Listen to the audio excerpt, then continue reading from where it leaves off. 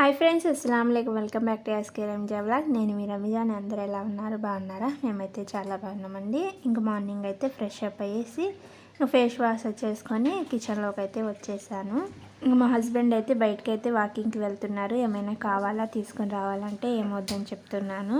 ఇంక ఇక్కడ వచ్చేసి మా హస్బెండ్కి టీ అయితే పెడుతున్నాను. ఇక్కడ పిల్లలకి పాలు అయితే పెట్టేస్తున్నానండి. ఇంకా ఇక్కడైతే పిల్లలకి మార్నింగ్ టిఫిన్ అలాగే లంచ్ కోసం అయితే రెడీ చేస్తున్నాను. నైట్ వచ్చేసి నేనైతే రైస్ పెసర్లు అయితే నానబెట్టేశానండి.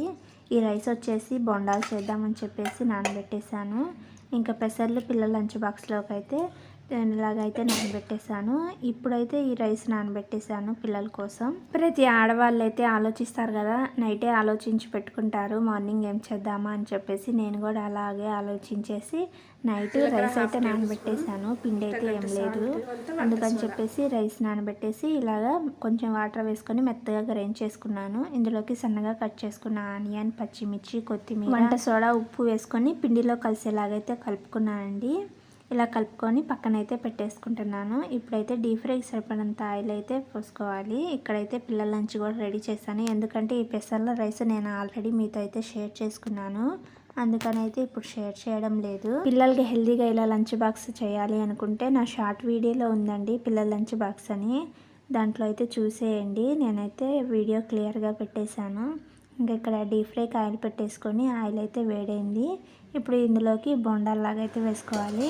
చూడండి, పిల్లల లంచ్ బాక్స్ కూడా రెడీ అయిపోయింది. అన్నం కూడా బాగా ఉడికిపోయింది. ఇప్పుడైతే ఇది పక్కన పెట్టేస్తున్నాను, కొంచెం చల్లారనివ్వాలి. వేడివేడిగా నేను లంచ్ బాక్స్లో అయితే పెట్టనండి. ఇంకా ఇక్కడైతే మార్నింగ్ టిఫిన్ కూడా రెడీ అయిపోయింది. ఇంకా వేడివేడిగా పిల్లలు కూడా ఫ్రెష్ అప్ అయి వచ్చారు. వేడివేడిగా పెట్టేస్తే తినేస్తారండి. వాళ్ళకు కూడా స్కూల్ టైం అయితే అవుతుంది. ఇంకా ఇక్కడ వచ్చేసి మా హస్బెండ్ వాకింగ్కి అయితే వెళ్ళొచ్చారు. ఇంకా తనకు కూడా టీ అయితే ఇస్తున్నాను. ఫస్ట్ నార్మల్గా చేసి పక్కన పెట్టేస్తానండి. తను వచ్చిన తర్వాత కొంచెం వేడి చేసి అయితే ఇస్తాను. ఇక్కడ వీళ్ళ లంచ్ బాక్స్ స్నాక్స్లోకి అయితే ఇలా రెడీ చేసి పెట్టేశాను. వీళ్ళైతే బ్రష్ చేశారు. ఇప్పుడైతే స్నానానికి తీసుకెళ్ళాలి. స్నానం చేపించేసి రెడీ చేసేసి టిఫిన్ ఇస్తే తినేస్తారు. మార్నింగ్ వీళ్ళే స్నానం చేస్తానంటారు, కానీ వాళ్ళు స్నానం చేస్తే చాలా లేట్ అయిపోయింది. ఇంకా ఆడుతూ ఉంటారు నీళ్ళల్లో, అందుకని నేనే చేపించేస్తాను, లేకపోతే మా హస్బెండ్ చేపిస్తారండి. ఇంకా పిల్లలైతే స్కూల్కి వెళ్ళిపోయారండి. హస్బెండ్ డ్యూటీకి వెళ్ళిపోయిన తర్వాత ఫస్ట్ అయితే నేను ఇల్లంతా శుభ్రంగా సర్దేసి ఊడ్చేస్తానండి. ఎందుకంటే కుప్పతనైతే వచ్చేస్తాడు. ఇంకా అందుకని చెప్పేసి ఫస్ట్ అది పడేయాలి కదా అని చెప్పేసి తొందరగా ఊడ్చేస్తాను. ఇంకా ఇక్కడ వచ్చేసి బట్టలు అయితే నానబెట్టేసి ఉతికేసాను.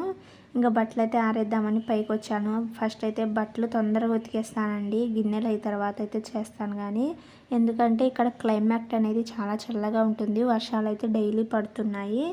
చూడండి, చల్లగా ఉంది మబ్బు. టైం వచ్చేసి 9 అవుతుంది. గాలి మాత్రం విపరీతంగా వీస్తుందండి. ఇంక ఇక్కడైతే బట్టలు అయితే ఆరేసాను. కిందకైతే వెళ్ళిపోతున్నాను. మండే కదా, కుప్పతను కొంచెం లేటుగా వచ్చేస్తాడు. చూడండి, అందరు బయట అయితే పెట్టేశారు, నేనైతే పెట్టనండి.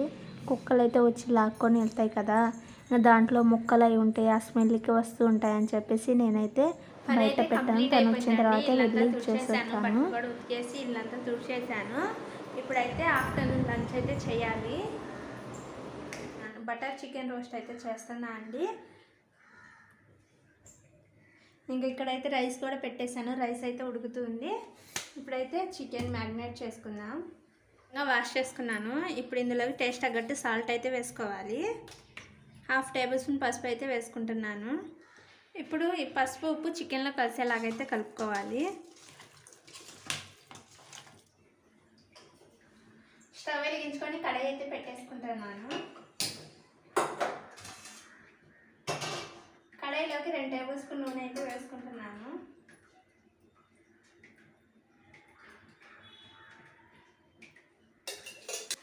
ఆయిల్ అయితే వేడైంది. ఇప్పుడు పసుపు ఉప్పు కలిపి పెట్టుకున్న చికెన్ అయితే ఇందులో వేసుకోవాలి.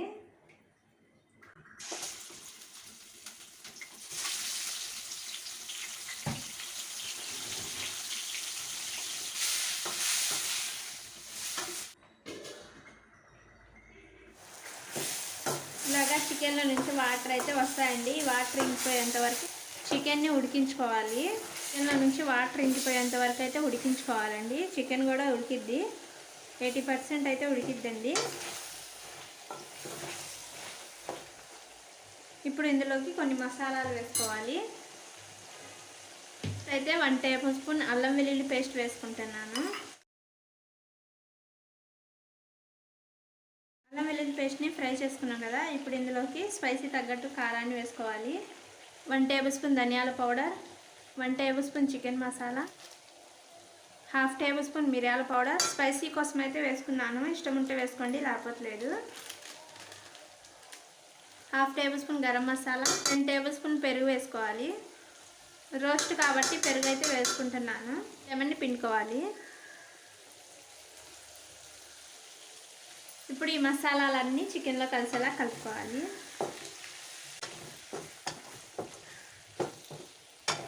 మసాలాలు కొంచెం ఫ్రై అవ్వాలి. ఇలా మసాలాలు ఫ్రై అయిపోయిన తర్వాత ఇప్పుడు కడాయి అయితే పెట్టేసుకోవాలి. బటర్ అయితే 1 క్యూబ్ వేసుకుంటున్నాను. ఈ బటర్ అయితే కొంచెం కరగాలి. ఇలా బటర్ కరిగిన తర్వాత సన్నగా కట్ చేసుకున్న వెల్లుల్లి వేసుకోవాలి.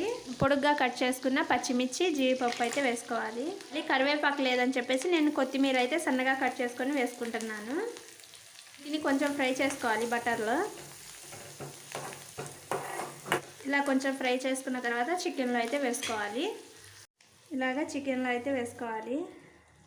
బటర్లో వేసుకొని ఫ్రై చేసుకున్నాం కదా, చికెన్లో కలిసేలా కలుపుకోవాలి.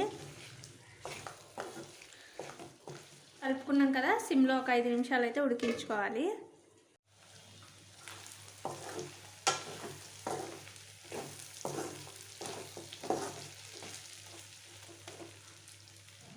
బటర్ చికెన్ రోస్ట్ అయితే రెడీ అయిపోయిందండి. ఇంకా స్టవ్ ఆఫ్ చేసుకొని క్లీన్గా తుడిచేసుకొని పక్కనైతే పెట్టేసుకుంటున్నాను. ఇంకా ఇది రెడీ అయ్యేసరికి మా హస్బెండ్ కూడా వచ్చారు. ఇంకా లంచ్ అయితే చేస్తున్నాము. నాటుకోడి కర్రీ అయితే కొంచెం ఉందండి, అదైతే వెయిట్ చేస్తున్నాను.